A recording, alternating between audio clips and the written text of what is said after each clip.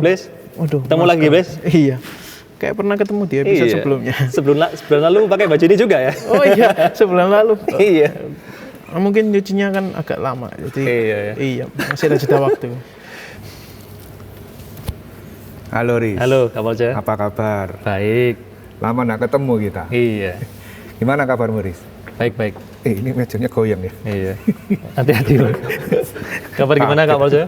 Sehat ya? Sehat. Puji Tuhan. Sehat. Kamu gimana sekarang? Kerja di mana? Ya, kerjaan Guru kayaknya kamu ya sekarang ya? dulu ya. Oh, dulu Sekarang guru. di staff gitu. Oh, luar biasa ya. Bisa WFH terus. Karena yang dikerjakan bisa dilakukan di rumah sih sejauh ini. Oh gitu, berarti ini WFH terus ya? Mantap. Kapolja gimana kerjaan? Saya kerjaan ya luar biasa lah ya. Berkat dari Tuhan memang luar biasa. Oh, iya. Iya. Halo lagi Kak Kisti. Halo lagi Brian. Sudah tambah 3 minggu nih umurnya. Iya.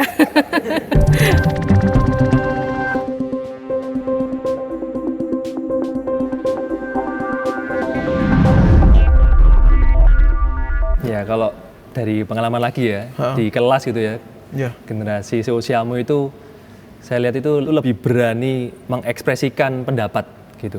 Jadi kalau di kelas itu nggak malu-malu tanya gitu. Kadang ya ngomong itu nggak tanya tapi cerita gitu kadang-kadang. Jadi kalau generasiku dulu di kelas itu ya tanya itu masih ada rasa takut, segan gitu. Ya itu berani mengekspresikan pendapatnya. Begitu. Mungkin kalau waktu zaman dulu itu menyampaikan generasi langsung dicari sama Pak Petrus ya. Oh iya. Iya. Makanya mungkin jarang ada yang mau. Kalau menurutku Riz, orang-orang seusiamu, kebetulan aku juga melihat kamu waktu itu bertumbuh di KPR. Usia kita kurang lebih sekitar 10-11 tahun ya selisihnya ya. Betul. 10-11 tahun. Jadi saya lihat kamu bertumbuh waktu itu dengan golongannya Andre, ya Ferenc, Welly, ya. Agung, ya. Aku sekarang guru sekolah minggu ya. Agung guru sekolah minggu, betul. Guru sekolah minggu. Betul. Nah, kalau aku lihat itu, Riz, kelebihanmu itu di usia-usiamu ini usia-usia yang sangat energik.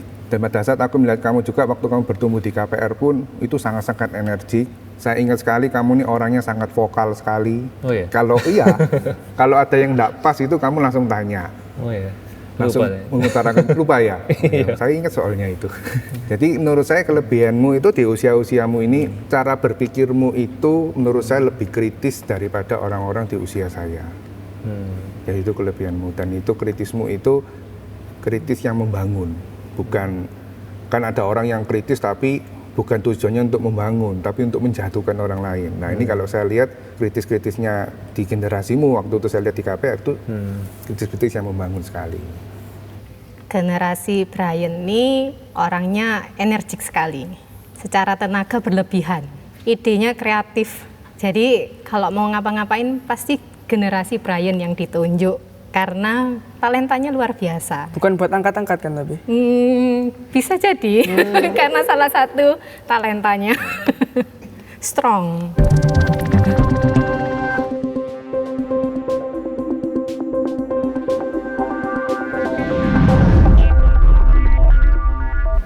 Kalau dari kelebihan sih generasinya Kuriris mungkin lebih tegas.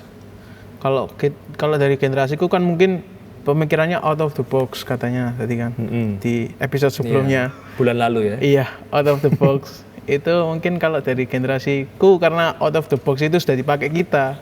Kan setiap orang kan mempunyai masing-masing kan. Iya, cirinya masing-masing. Ciri masing-masing. Jadi untuk ketegasannya kalau dilihat dari teman-temanku dan aku itu mungkin agak sedikit kurang. Jadi agak sedikit kurang tegas. Mungkin dari ajaran waktu masa kecil orang tua kan juga berpengaruh. Kalau zamannya Kuriris seharusnya kan agak lebih keras gitu. Iya. Kalau zamanku kan dikerasin dikit lawan, dikerasin dikit langsung upload broken home. Iya, kan gitu. Update status gitu. Iya, broken home gitu. Mungkin itu kelebihan, menurutku kelebihan dari Kuriris itu lebih tegas. Kalau saya lihat sih generasinya Kapolja sekarang ini kebijaksanaannya itu tinggi gitu. Jadi lebih bijaksana begitu. Dalam menghadapi masalah itu pasti kalau saya lihat itu lebih tenang gitu. Jadi nggak gampang panik gitu. Lebih terukur kalau mau melakukan sesuatu, dan menurut saya sih cenderung tepat gitu yang dilakukan sih. Yaitu bijaksana, tenang dalam menghadapi masalah, tidak gampang panik, yang dilakukan itu terukur itu. Ya, mungkin 3 lebih itu. banyak makan garam saya soalnya. Lebih asin. Kelebihan dari angkatannya Kak Gesti itu mungkin lebih ke arah lebih bijak ya. Kalau dari pandangan generasiku ke generasi Kak Gesti mungkin semuanya bakal memandang seperti itu. Kalau lebih senior itu pasti lebih bijak. Yang Brian tangkap dari generasi Kak Gesti ini kan mungkin juga tadi umurnya nggak beda jauh. Terus generasinya juga mungkin satu tingkat di bawahnya doang. Jadi selain lebih bijak, kita juga lebih relate.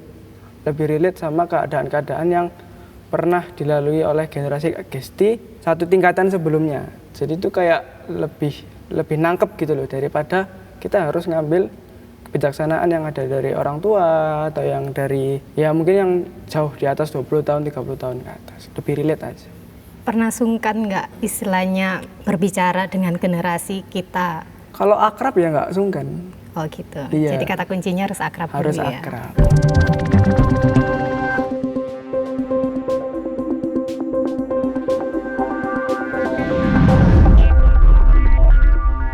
Dulu itu waktu saya kuliah itu, matematika kan saya kuliahnya itu, pengen gitu memberikan bimbingan di gereja gitu buat anak-anak remaja yang usianya waktu itu di bawahku sih gitu.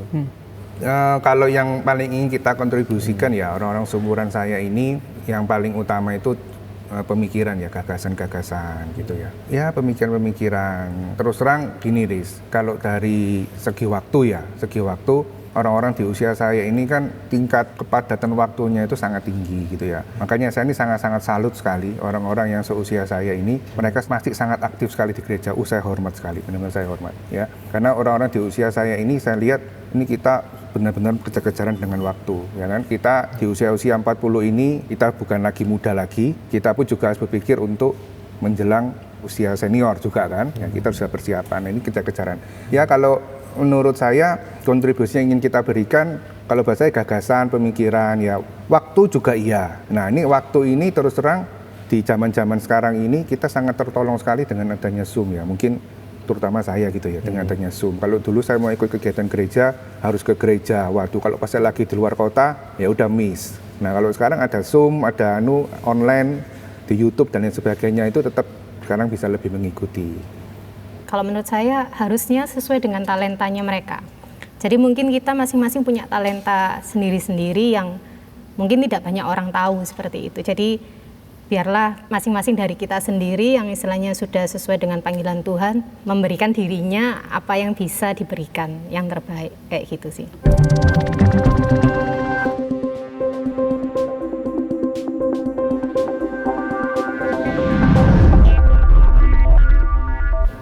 Yang pertama kalau dari generasi saya sih pasti yang diharapin gereja pasti tenaga ya. Apalagi tenaga, selain tenaga ya mungkin penggunaan elektronik di masa sekarang kan agak lumayan rumit kalau misalnya ada generasi atas yang menggunakan. Atas. Melihat dari usia yang seusia aku gini yang bisa dikontribusikan ya mungkin ya memang ya tenaga mungkin ya.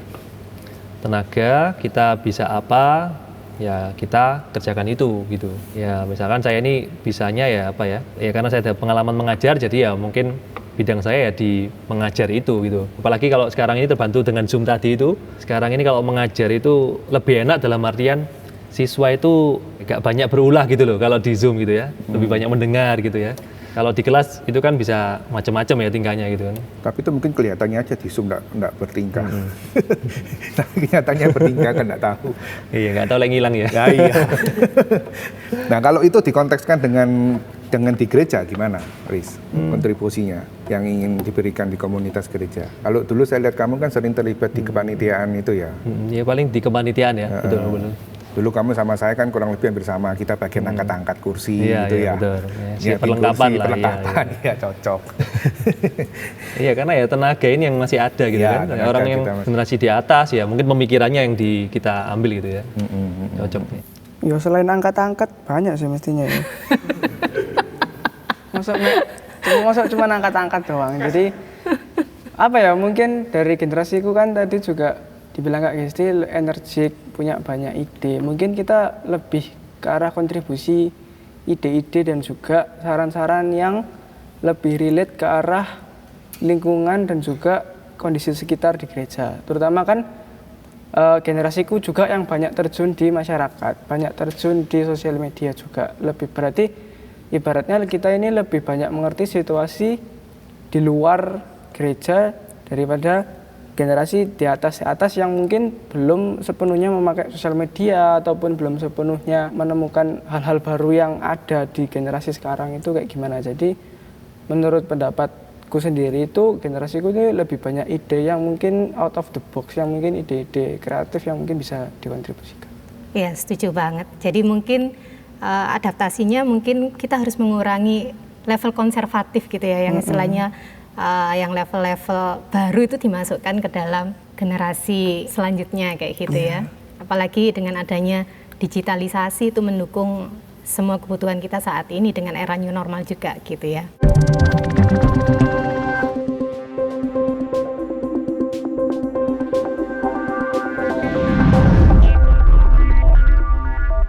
Kalau generasiku dulu itu kurang berani mengekspresikan diri kan ya, mengutarakan pendapat gitu kan. Jadi lebih banyak mendengar gitu. Nah, kalau generasi yang seusia anak muda atau seusiamu itu kebalikannya. Jadi berani berpendapat, cuman mendengarkannya yang kurang ya. Jadi mungkin yang harus dilakukan ya lebih mau mendengar juga itu dari yang lebih generasi yang lebih di atasnya. Mungkin gitu ya. Ya, komunikasi lah, komunikasi yang bisa dilakukan dengan lebih baik gitu sih. Menarik. Kadang-kadang anak muda itu kurang mendengar dalam artian ingin mau mengerjakan kemauannya sendiri gitu. Jadi pertimbangan-pertimbangan dari yang generasi yang di atasnya itu kadang-kadang kurang didengar. Nah, itu yang mungkin harus dilakukan sih. Lebih mendengar nasihat-nasihat kayak gitu. Kalau menurut saya ya, di usia saya dengan usiamu ini kan tidak terpaut cukup jauh ya. Kalau kita berkolaborasi ini tidak terlalu repot ya. Karena omongan kita relatif masih sama lah, masih satu channel gitu ya. Atau lagi kalau maunya saya ngadepin anak-anak muda seusia anak saya gitu mungkin nggak nyambung udahan. Ya karena dulu tuh saya waktu di gereja saya merasa saya ini orang yang sangat pandai IT. Sekarang ini kalau saya lihat anak-anak muda yang sangat-sangat muda, wah saya ini jadul banget gitu ya. Lebih jago ya sekarang ya. Sekarang jago-jago gitu ya. Ini orang-orang ini orang luar biasa semua ini. Kreatif ini. Itu saya sudah tidak bisa mikir sampai sana itu gimana gitu ya. Tapi kalau seusianya Riris dengan saya gitu kan kita cuma terpaut 10-11 tahun ya. Kita relatif sama. Kalau menurut saya komunikasi. Jadi dengan adanya komunikasi, sharing, terbuka, mau menerima, mengerti, mengambil keputusan dengan bijaksana, saya rasa semuanya itu jadi lebih baik. Maksudnya cara generasi mereka mengkomunikasikan sesuatu ke generasi atas, begitu? Iya, sama istilahnya tidak sekedar berkomunikasi. Kalau berkomunikasi kan cuma menyampaikan saja, tapi mengerti apa yang dikomunikasikan. Jadi pesannya tersampaikan. Terus kemudian dari pesan yang tersampaikan itu terjawab ke generasi muda. Setelah pesan itu tersampaikan ke generasi muda, ambil keputusan. Apa yang harus dilakukan, dijalankan, dievaluasi. Nah, itu pasti jauh lebih baik.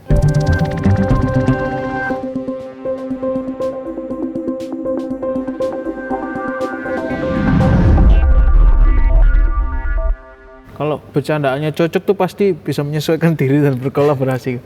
Jadi kayak misalnya waktu itu dekor itu, waktu itu kan itu kan ada gap yang cukup jauh antara saya, Justin nggak dekat sama ini Ari.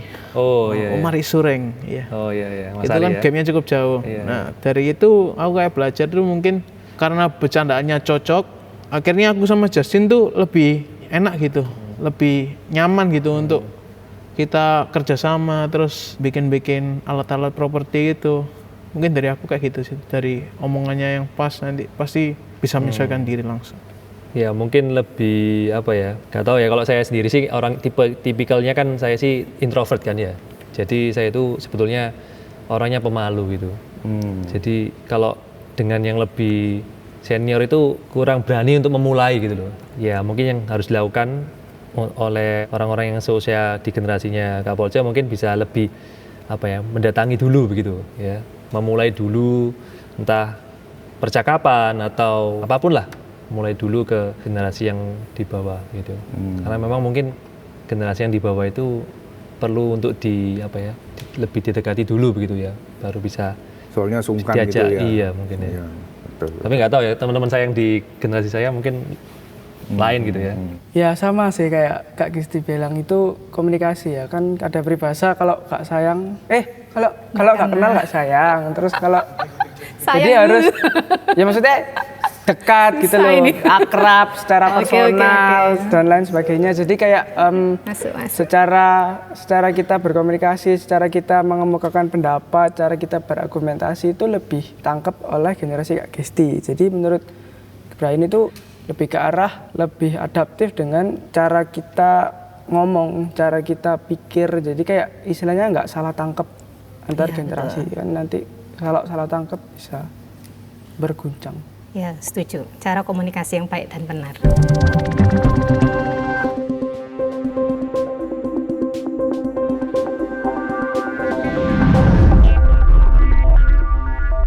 Kalau menurutku sih gereja Emmaus ini sudah melakukan kolaborasi yang bagus. Yang saya lihat itu misalnya di kemajelisan itu kan saya lihat rentang usianya juga dari yang senior begitu ya, terus yang tengah gitu, bahkan yang muda pun saya juga lihat ada gitu. Jadi ya itu bagus sih.